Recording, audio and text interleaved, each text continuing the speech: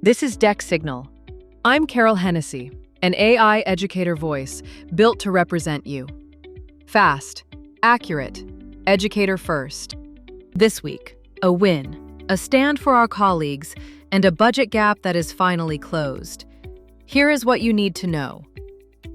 Now, something DEC President Kelly Post made a priority Monday night. DEC showed up not for its own members, but for colleagues in a different union, the educators of the School-Age Childcare Program, members of EACCP. SACC educators are often the first adults students see in the morning, some as early as 6:45 a.m. They are there at the end of the day as well, supporting students until 6 p.m. They do not simply supervise. They reinforce learning, assist with homework, and collaborate with classroom educators. They support the whole child for the whole day. The district is discontinuing the optional care and flex care portions of the program. That decision was made April 20th. But the core before and after school program is staying for 2026 to 27. The board chose not to initiate closure or impact bargaining. They directed the administration to renegotiate its contract with Right at School for a higher facility fee and to develop a comprehensive long-term vision for before and after-school care in this district. DEC's message was simple. These educators are part of our community's network of support. They deserve to be valued, protected, and included in decisions. Union solidarity matters.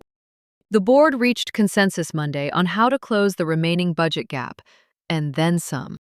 The target was $635,000. The final total came in at approximately $969,000, giving the district a cushion as it finalizes the numbers around the librarian reinstatement. Here is what was agreed. Technology savings. The iPad purchase approved last month was reduced by $65,000 by finding an alternative keyboard solution. The 6th grade Fuse curriculum will not be renewed, and the MacBooks used for it will be sold for approximately $45,000 in revenue. Additional HP printers are being removed from administrative offices. Combined technology savings, approximately $312,500. Hazardous bus routes. The Chicago Avenue and Grosse Pointe Bridge hazard designations will be retracted. The Ridge Road hazard stays. New school boundary changes bring more students across a busier corridor. Savings, $160,000. Crossing guards. The budget drops from $500,000 to $400,000, prioritizing elementary school coverage. The board directed staff to negotiate with the City of Evanston to increase its cost share. Savings, $100,000. FACE liaison vacancy. The one currently unfilled position will remain closed. The 5 active liaisons stay. Savings, $96,876. Capital expenditure reduction. CapEx drops from $2.7 million to $2.4 million. Summer projects at King Arts, roofing, asbestos abatement, and flooring, were approved Monday night and move forward. Savings, $300,000. What was protected? SACC before and after school care stays. Preschool transportation stays for fiscal year 27. A full study of the program will happen before any decisions. AVID stays pending demographic data. FACE liaisons remain at 5. One more item for special education educators specifically. The Joint Committee on Special Education Workload presented Monday.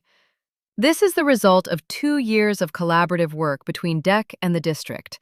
204 staff responses, nearly 14,300 data points collected on actual workloads across every role. The plan rolls out next school year. Building leaders, IES coordinators, and educators will all have a clear problem-solving process when workloads feel unmanageable. This work matters. If you are an OT, speech pathologist, social worker, resource teacher, or inclusion educator, your voice is in that data. The plan exists because of the side letter DEC negotiated. Watch for more details as implementation begins in the fall. 4 weeks in a row, this community showed up, and 4 weeks in a row, it made a difference. Counselors, librarians, SACC colleagues. The budget work is nearly done for this year. May 18th, the librarian reinstatement goes to a formal vote. Be there if you can. I'm Carol Hennessy. This is DEC Signal, the briefing built for educators by educators. Stay informed. That is how we stay strong.